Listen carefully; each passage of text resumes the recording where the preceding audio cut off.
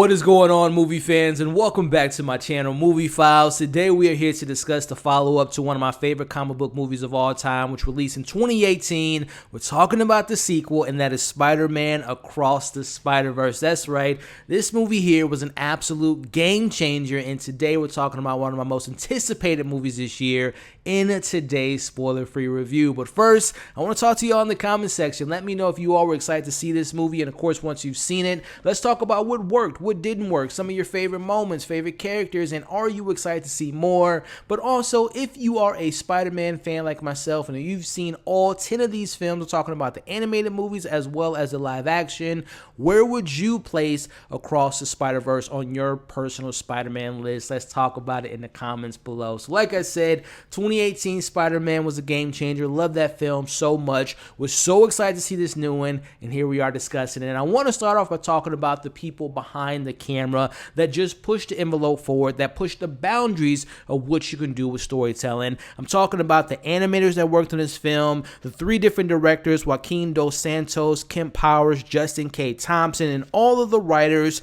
They took what worked into the Spider-Verse and leveled up on every way possible. They managed to explore these relationships deeper. The designs of the animation is some of the best animated sequences I have ever seen, and they're taking us on this multiversal adventure like no others. This is easily, no disrespect to what's going on in the MCU with the Spider-Man No Way Home, Doctor Strange Across the Multiverse, of course Loki, and you know, the DC, I just saw The Flash, I'll have a review for that, and there's been multiversal adventures within the comic book realm, but you have never seen the multiverse be used like they use it in this film, and it's so excellently put together, which brings me into the world building within this film. It is a very key component as far as the multiverse of this story, as we're watching Miles and Gwen travel across the Spider-Verse to stop this great threat, and we get 7 new universes that's introduced to us, and the variety of the art within the animation is just breathtaking.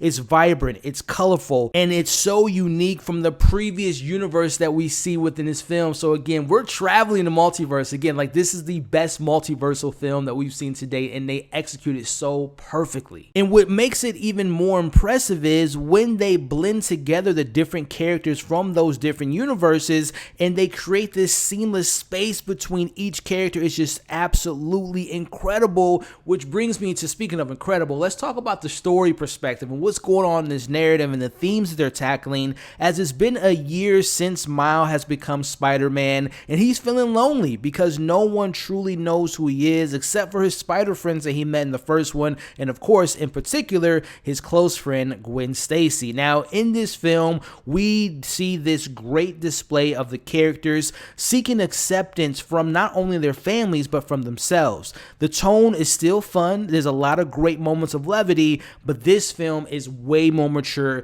It tackles the vulnerability of all these amazing characters. Now, shining a light on Gwen Stacy, who definitely is a co-supporting lead in this film. She definitely carries a much bigger story this time around, and I thought that everything they gave Gwen was so well handled, from visiting her universe, seeing the complexity with her and her relationship with her father, seeing her in action, learning more about her origin stories. Like, if you're a Gwen Stacy, Spider-Gwen fan, you will be very pleased with what they do in this film. But pivoting over to the lead of this movie, I'm talking about the core of the movie. Even though it's a multiversal story, the film doesn't forget that it's a Miles Morales story, as we're exploring his relationship with his family, but shining a light on my man Miles. He is so much more fleshed out in this film. He's 15 years old now. He loves being Spider-Man, but unfortunately, this collides with his day-to-day life and him going to school and him missing classes, which means that his parents are feeling like he's going down this path of just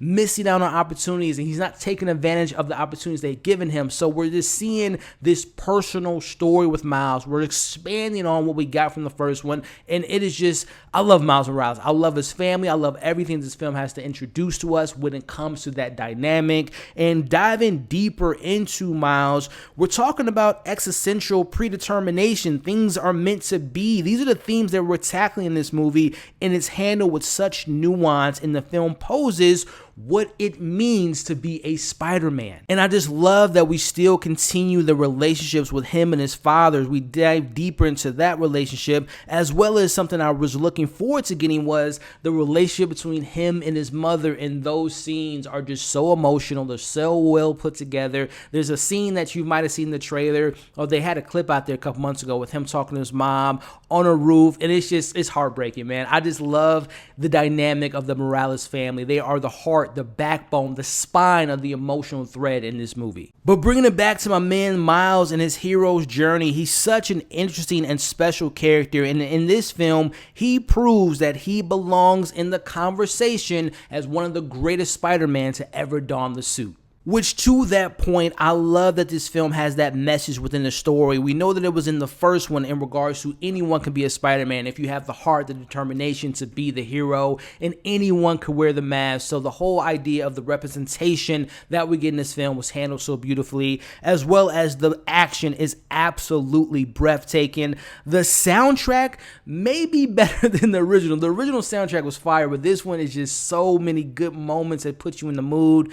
In the score, I've said it a million times on this channel, I am a scorehead. I love a great composed score. My goodness, it gave me chills hearing some of those moments in the film. And literally everything about this film takes what made the first one, in my eyes, a masterpiece, and somehow they managed to make this one even better. I am just floored by what they were able to do with this film. Now, a couple few moments that I want to highlight here without spoiling anything, giving you all some of my favorite standout new characters. First and foremost, the opening scene is one of my favorite opening scenes of a comic book movie in recent memory. Like, I was like, wait, there's still like 2 more hours of this? Like, the opening is incredible. But speaking to the spider people that we get introduced to, some of my favorites, I really enjoyed Spider-Woman, aka Jessica Drew, voiced by Issa Rae. Really enjoyed her character. She was so much fun. Spider-Man 2099, Oscar Isaac, he's so menacing. He's such a badass new character. Spider-Man India was super dope. But my personal favorite new Spider person that we meet goes by the name of Spider-Punk, voiced by Daniel Kaluuya. The style, the funk, the flair, the swagger on Spider-Punk, one of my favorites. Love that character so much. And just in general, speaking to the Spider people of law, this is a love letter to Spider-Man fans, to comic book fans. There's so many Easter eggs. There's so many unexpected surprises. And the ending, telling y'all, I was left there like, can I buy my ticket to go see the next one coming out in March? It's a cliffhanger. I'll let y'all know that. It is something that will leave chills down your spine. So I can go on and on and on about the positives, but let's talk about some of the criticisms that I have for the film. First off, I want to talk about the villain. Now, the villain goes by the name of Spot. He is a very big threat in this film. It's a very unique, very different character, but if I'm being honest, he's absent for a lot of this film, in particular in the second and third act. Like, they're doing something off screen, which is very important to the story, but we don't see any of it. So again, I really enjoyed what Spot brought to the table, and he's not just a villain of a week, right? As in, you'll know what I'm referring to when you see the film, but I wish they were more involved in the second and third act. Now, that's one of my criticisms. Now, the next one's more of a nitpick. Now, I love the first film, as I mentioned earlier, and they did a really cool thing when they would introduce you to a character. They would say, hey, this is my story, in like a comic book style frame. They do that in this one to reintroduce us, as well as introduce us to new characters, but it kind of felt repetitive, and particularly keying on the previous characters that we met before. Like, we would get like these recaps that I felt like were kind of unnecessary at points. I say it's a nitpick because I'm thinking about it from an outside perspective. Not everyone watches this movie as often as I do, right? 2018. So I understand that everyone has seen this movie. Some people haven't seen it in 5 years. So it kind of helps those people out. But then for people like me, or maybe someone like you that loves this film, that knows these characters, it felt like it was repetitive, and I didn't feel like it was necessary as many times as we got it in this particular film. Again, a small little nitpick. Honestly, outside of those things, those are all my criticisms. So before I give you all my overall thoughts and my score, thank you all for watching this video up to this point. With that being said, overall, 2018 Spider-Man Into the Spider-Verse was my favorite Spider-Man film of all time until now, because Across the Spider-Verse manages to take things to a whole nother level. The animation and the art styles are absolutely spectacular. The character dynamics and the relationships are so much more layered and complex. It is a non-stop action multiversal adventure that puts its story first above all. There are so many more unique and fun spider people, some unexpected cameos that I did not see coming, but it never forgets that it's a Miles Morales story. The score and the soundtrack is phenomenal, and the ending will have you wanting to see what happens next. This film is perfect in my eyes, and it is one of my favorite comic book movies that I have ever seen. I haven't given out this score in almost a year. Spider-Man Across the Spider-Verse deserves a 5 out of 5. Listen, man, I love this film so much. I cannot wait to see it again. As you can already tell, I recommend you all see this on the biggest and brightest screen possible. And let me just say this right now. I have been in a good groove with comic book movies the last 3. Guardians of the Galaxy Volume 3. I have seen The Flash. Expect I'm a review coming pretty soon for that. And now this. And speaking of back to back.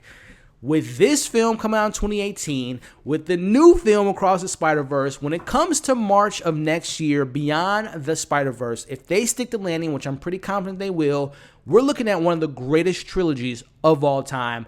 I can't wait to see the next film. But hey, enough of me talking. I want to talk to y'all in the comments. What did you all think about the film? What worked? What didn't work? What were some of your favorite moments you didn't really enjoy? And what is your anticipation for the next one? And again, go ahead and share your rankings of where this falls of all the Spider-Man films that you have seen in the comments below. I'm going to make a separate video, so keep an eye out for that coming soon. But again, thank you all for watching today's review. Before you all leave, just a friendly reminder, if you enjoyed today's review, consider hitting the like button, sharing today's spoiler-free review, leaving your thoughts in the comments, and of course, consider subscribing to the channel. As you all can see on the screen now, click this button here and come and join the fam. Check out my other reviews that I've done so far this year. Check out my most recent review, and I'll catch you all on the next video.